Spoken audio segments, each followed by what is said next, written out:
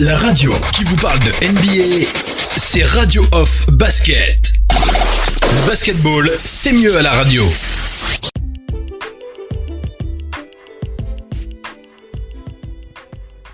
Bienvenue les amis, bienvenue sur le parquet de la Radio Off, bienvenue dans cette quotidienne FM NBA. Alors, au programme, on va faire le point sur sur ces joueurs qui ont donc enfreint les règles de la bulle et qui ont donc été punis. Oui, mesdames et messieurs, il y a déjà des joueurs qui ont donc enfreint des règles. En tout cas, il y a un joueur officiellement connu et un autre assez mystérieux qui a tenté, on va dire ça comme ça, d'enfreindre les règles. Mais voilà, vous allez comprendre ça tout à l'heure. On va aller du côté des Warriors de Golden State pour faire le point sur Eric Paschall. Eric Paschall qui est vraisemblablement la révélation. Steve Kerr qui compte énormément sur ce rookie qui sera le visage des Warriors en compagnie de Stephen Curry, Draymond Green, Klay Thompson. On reviendra sur lui pendant ce talk show. On va aller du côté des Rockets de Houston pour vous annoncer cette mauvaise nouvelle, une très mauvaise nouvelle. Je vous garde la surprise pour la suite de ce talk show. Vous restez connectés. Et puis voilà, hein. Qu'est-ce qu'il y a d'autre à dire? On ira aussi du côté des Lakers pour la mauvaise nouvelle concernant Rajon Rondo. Ça, vous êtes au courant certainement. On fera le point aussi sur cette actualité dans la conférence Ouest. Voilà pour le programme de FM NBA. Restez bien connectés. On enchaîne avec la suite de l'émission.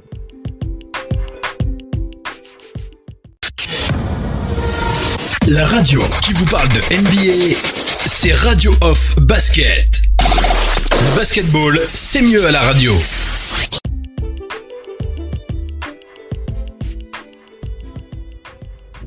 Allez les amis, on enchaîne avec la suite du talk show. On commence par faire le point sur ce joueur qui a donc été tout simplement puni pour avoir enfreint les règles de la bulle. Et oui, voilà, hein, si vous ne le saviez pas, il y a dans toute règle, il y a souvent des exceptions, en tout cas pas des exceptions, mais des personnes qui enfreignent les règles. Et c'est le cas pour ce joueur, c'est du côté des Rockets de Houston que ça s'est passé avec le joueur Bruno Caboclo. On va vous rappeler l'info, on va rappeler que selon ESPN et 4 de ses reporters, le Brésilien donc Bruno Caboclo a enfreint les règles de quarantaine et va devoir observer 8 jours d'isolement dans sa chambre. Caboclo n'était a priori pas au courant qu'il n'était pas autorisé à sortir de la pièce qui lui a été attribuée à Disney World Resort en dehors des séances d'entraînement très encadrées. Une erreur qui semble bien avoir exaspéré le staff texan. Une source interne a simplement déclaré au journaliste Tim McMahon qu'il aurait dû le savoir car ce n'était pas un secret. Bruno Caboclo pourra donc réintégrer le groupe dans 8 jours après avoir sans doute prouvé via un test négatif que son manque de concentration n'a pas eu de conséquences désastreuses sur la reprise de la saison NBA dans la bulle. Voilà, si vous ne le saviez pas, voilà, maintenant vous avez été informé. Vous n'avez le droit de quitter la bulle sous aucun prétexte. Voilà, vous devez rester dans l'espace qui vous a été réservé et ne vous déplacer que dans des zones spécifiques destinées à l'entraînement. Et si ce n'est pas le cas, vous serez donc mis en quarantaine pendant 8 jours. Comme ça a été le cas pour Bruno Caboclo. Voilà, on espère qu'il a retenu la leçon. En tout cas, vous l'aurez compris, le staff des Rockets n'est pas très content de cette affaire puisque on rappelle que les joueurs ont une palanquée, mais un ensemble de supports qui les informent sur les règles à pratiquer pendant cette période dans la bulle. Voilà, on va donc souhaiter à Bruno Caboclo de passer une bonne et douce quarantaine de 8 jours avant la reprise, avant le retour avec ses coéquipiers.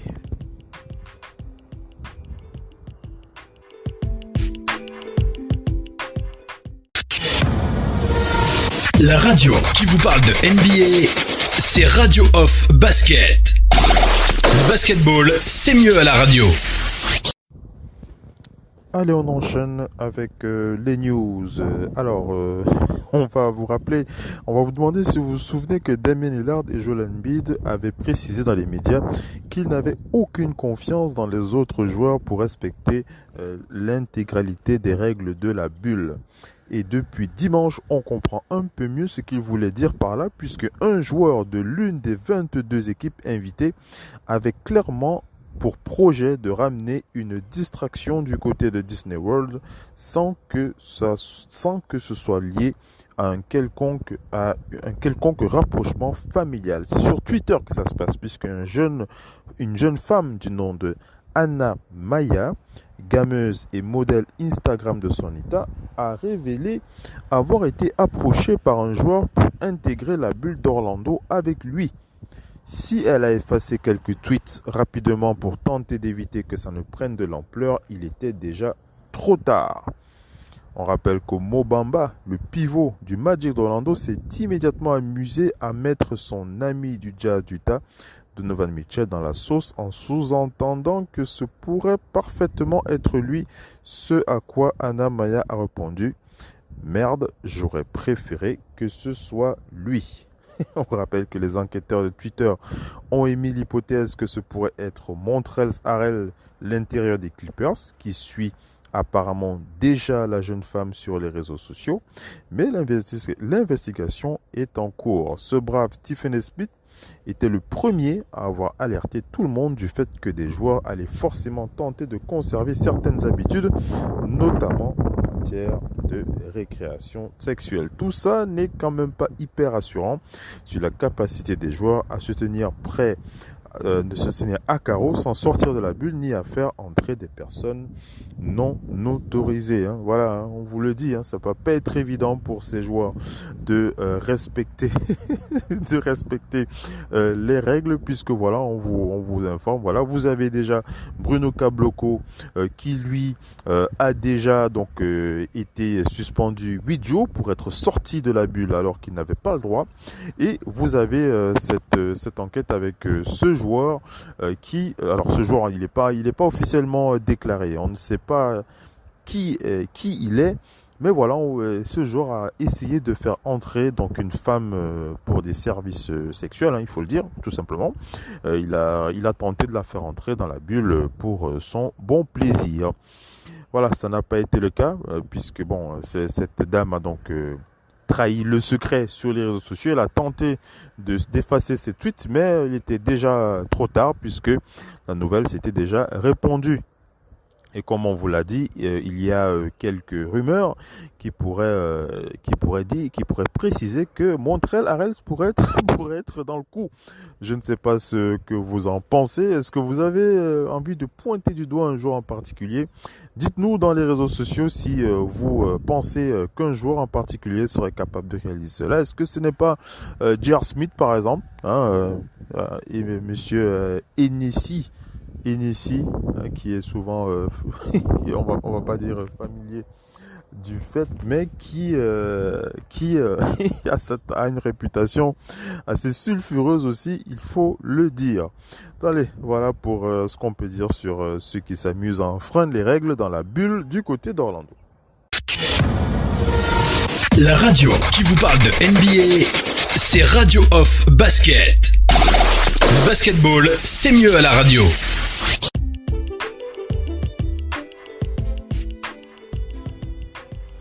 Allez, on enchaîne les amis, on va aller du côté des Warriors, on va appeler cette info l'info 6e homme. Et oui, l'info 6e homme, pourquoi? Parce que les Warriors nous ont précisé qu'ils ont, en tout cas sur le plan global concernant leur prochaine saison, les Warriors se misent sur un joueur en particulier auquel vous n'auriez pas forcément pensé. Ce n'est pas Stephen Curry, ce n'est pas Draymond Green, ce n'est pas Klay Thompson. Thompson, c'est le joueur Eric Paschall. Eric Paschall, et oui, c'est bien lui. On rappelle qu'après le départ de Kevin Durant, dont on savait qu'il aurait forcément un impact sur les résultats des Warriors, les Californiens avaient perdu Stephen Curry et accepté l'idée que Klay Thompson ne reviendrait pas en jeu avant 2021. Ils ont été obligés d'aligner une équipe de NBA G-League un soir sur deux. Au milieu de toute cette bouillabaisse, on va dire ça comme ça, un homme a tout de même réussi à tirer son épingle du jeu. Il s'agit du rookie Eric Paschall. Eric Paschall qui avait passé 3 ans à la fac de Villanova et a décroché un titre universitaire en NCAA. Il avait été drafté à la 41e position en juin 2019. Personne, pas même lui, ne pensait le voir jouer plus de 27 minutes par match et être titulaire lors des 26 des 60 matchs disputés par les Warriors. Face à l'hécatombe et à la perspective d'une saison sans playoff, Steve Kerr a laissé donc Eric Paschall déployer son talent et on rappelle que le rookie tournait à 14 points, 4,6 rebonds de moyenne à presque 50% au tir. Ce n'est pas parce que Stephen Curry et Klay Thompson vont revenir ou que des renforts arriveront que les Warriors vont se désintéresser du développement de Eric Paschall. Bien au contraire, Steve Kerr a révélé cette semaine que Eric Paschall qui sera donc sophomore en 2021, donc deuxième année, est au cœur des plans de Golden State. Il a déclaré, Steve Kerr, il est difficile d'aligner une équipe où il y a plus qu'un seul, où il y a plus d'un joueur. Il est difficile d'aligner une équipe où il y a plus qu'un seul joueur incapable de shooter. Si tes 5 joueurs peuvent tirer, il y a de l'espace sur le terrain et c'est très dur à défendre pour l'adversaire. L'une des priorités de notre intersaison concerne le travail avec Eric Paschall pour qu'il développe son tir à 3 points. Il a montré qu'il était capable de marquer à 3 points, mais il peut devenir plus régulier en la matière. Si on peut aussi remettre Draymond Green au niveau où il était à 3 points auparavant, ça ouvrirait encore plus de possibilités en attaque en termes d'équipes différentes que l'on peut aligner. Alors, que les fans des Warriors soient rassurés, il n'y aura pas de changement d'identité chez les Warriors de Golden State. Il y aura toujours cette équipe qui cherchera à tirer profit au maximum de la classe de ces shooters de luxe. Et si Eric Paschall sous les 30% pour le moment peut en faire partie, c'est effectivement un signe encourageant. Donc vous l'aurez compris, les Warriors, ceux qui souhaitent véritablement se tourner vers les performances que peut produire Eric Paschall pour soutenir l'attaque de cette équipe des Warriors. Je ne sais pas ce que vous en pensez. Moi, j'apprécie beaucoup cet intérieur Eric Paschall, qui est aussi le chouchou d'un de nos panélistes, le doc ONP, Eric Paschall, qui a d'énormes qualités. Il a démontré d'énormes qualités durant cette saison, on va dire catastrophique, du côté des Lakers. Il a quand même terminé la saison avec 14 points de moyenne. Donc moi, je suis très très heureux de je ne vais pas dire un virage, mais une ligne continuité, on va dire ça comme ça, puisque Steve Kerr avait déjà fait confiance à Eric Paschall au moins plus de 20 fois sur cette saison en 60 matchs, et il va continuer à lui faire confiance. Il va demander à ce qu'il développe son tir à 3 points. Imaginez Eric Paschall avec un tir à 3 points au-delà des 30%, voire même à 40%, voire 42%. On va pas rêver, mais voilà, si Eric Paschall devient une menace à 3 points, ça va encore renforcer l'identité de cette équipe en ce qui concerne le shooting, le shoot de loin. Et il a aussi évoqué Draymond Green, Draymond Green qui lui aussi a à cœur de revenir sur le devant de la scène. Draymond Green qui veut redevenir le joueur menaçant qu'il est, et ça va forcément passer aussi par sa capacité à tirer à 3 points. On sait que Draymond Green est un peu le facteur X de cette équipe des Warriors. C'est un peu la courroie de transmission du coach avec les joueurs. Et on sait que s'il peut redevenir le joueur qu'il était, le joueur menaçant qu'il était à 3 points, bon, Draymond Green, ce n'est pas Klay Thompson, ce n'est pas Stephen Curry, mais il est capable de shooter. Et s'il est capable de shooter comme il le faisait il y a encore 2-3 ans, ça fera encore une menace de plus du côté des Warriors. Dites-moi ce que vous en pensez. Est-ce que l'ajout de Eric Paschall est quelque chose qui vous motive? Est-ce que vous faites partie de ceux qui pensent que c'est une bonne option de développer ce joueur et de l'impliquer encore plus fortement dans le système offensif des Warriors? Faites-moi un retour là-dessus et puis on n'hésitera pas à la partager avec la communauté.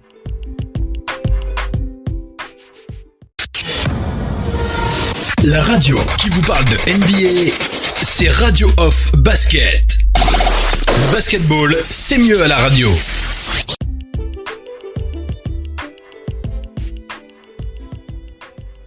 Allez les amis, on va aller du côté des Lakers de Los Angeles pour faire le point sur cette mauvaise nouvelle. Vous avez dû le voir sur les réseaux sociaux. Si ce n'est pas le cas, on va le rappeler ou le préciser. Il s'agit de Rajon Rondo, l'absence de Rajon Rondo qui sera donc confirmée, qui a été confirmée pour 8 semaines au moins. Rajon Rondo qui ne sera pas de retour du côté des Lakers, pas avant au moins la demi-finale de conférence à l'ouest du côté des Lakers. On rappelle qu'il y a encore quelques jours, on s'émerveillait quand même du physique de Rajon Rondo. Je ne sais pas si vous avez pu voir quelques vidéos ou alors quelques photos circuler sur les réseaux sociaux. Si ce n'est pas le cas, vous pouvez vous rendre sur la page Oncle Phil Basket où nous avons diffusé notamment une vidéo de Rajon Rondo en train de faire de la boxe, tout simplement, un petit peu comme Rocky, comme dans le film Rocky, les célèbres films de Sylvester Stallone, Rocky Balboa. D'ailleurs, on l'a appelé un petit peu Rocky Rondo, Rajon Rondo, avec on voit sur certaines vidéos, notamment sa capacité à enchaîner les crochets. Bon, vous me direz que la boxe, ce n'est pas le basket. Malheureusement, les Lakers ne pourront pas profiter de leur meneur vétéran. Donc, Frank Vogel disait qu'il était qu'il avait retrouvé sa jeunesse. L'ancien meneur des Celtics s'est donc fracturé le pouce droit à l'entraînement.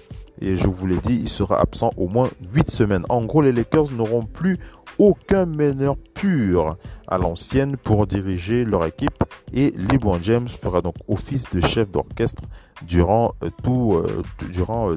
cette reprise. On rappelle aussi que le secteur arrière des Lakers était déjà décimé et sujet à quelques interrogations après le forfait d'Avery Bradley.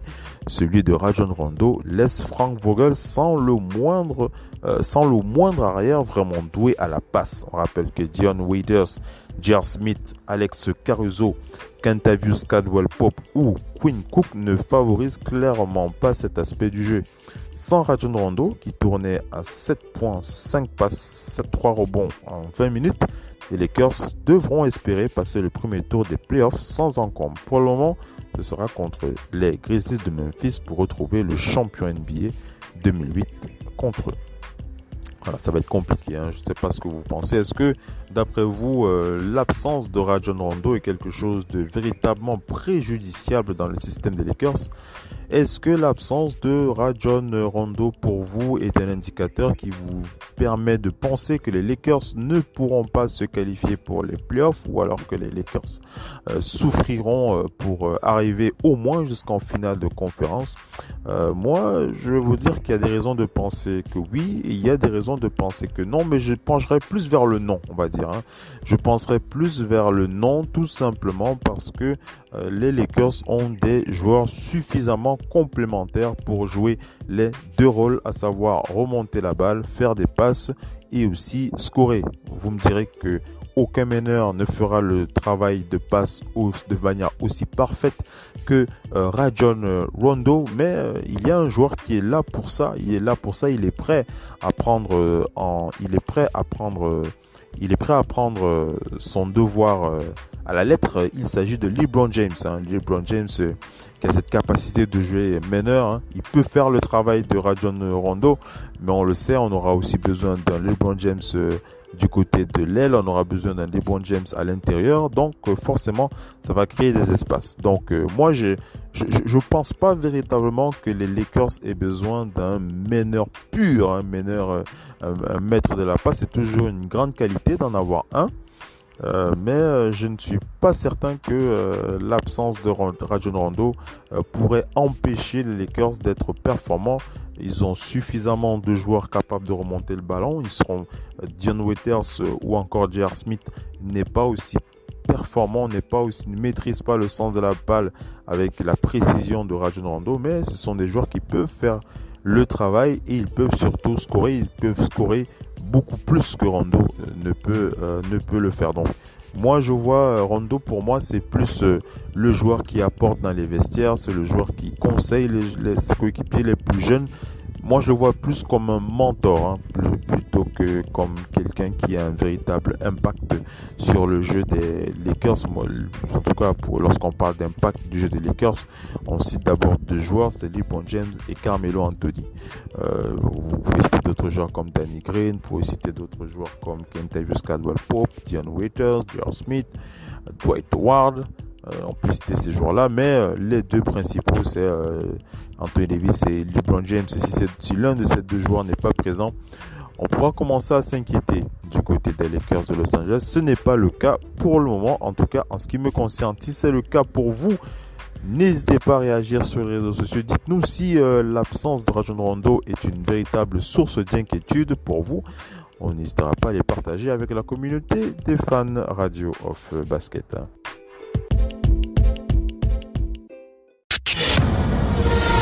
La radio qui vous parle de NBA, c'est Radio of Basket. Le basketball, c'est mieux à la radio.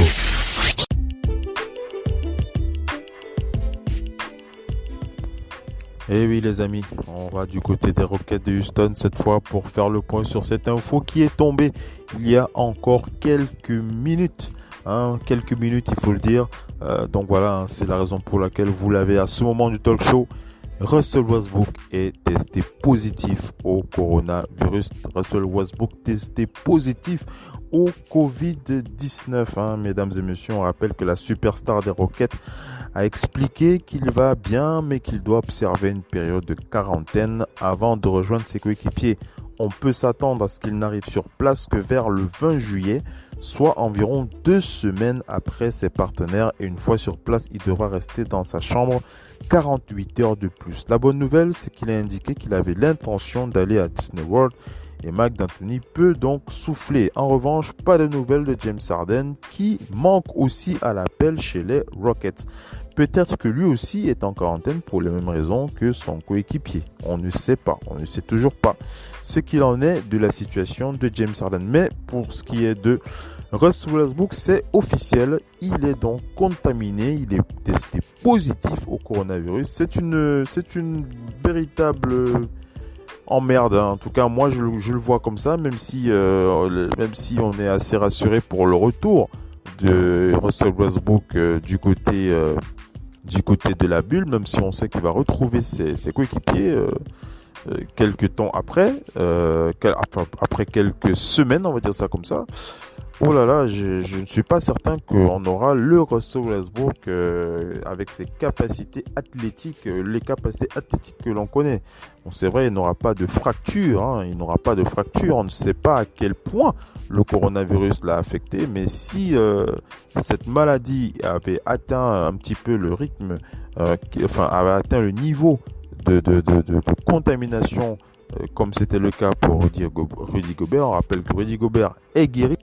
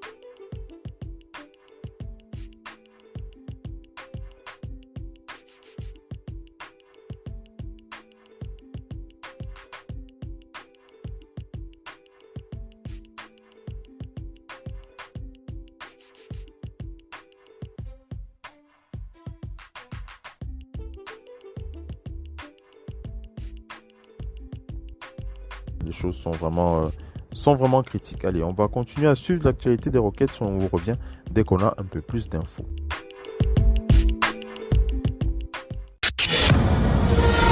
La radio qui vous parle de NBA, c'est Radio Off Basket. Le basketball, c'est mieux à la radio.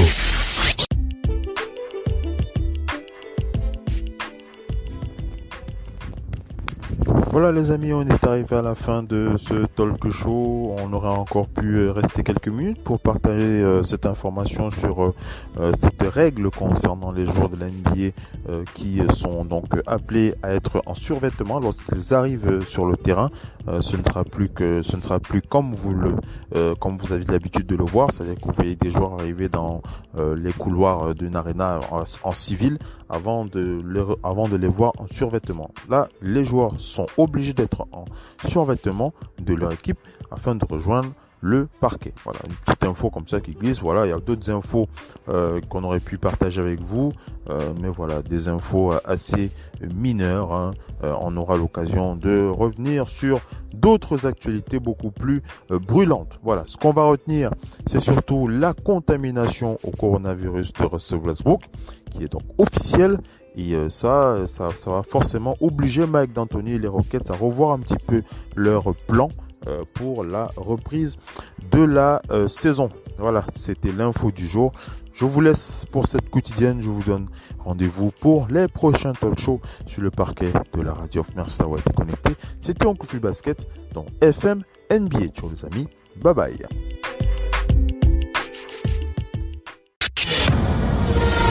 La radio qui vous parle de NBA, c'est Radio Off Basket. Le basketball, c'est mieux à la radio.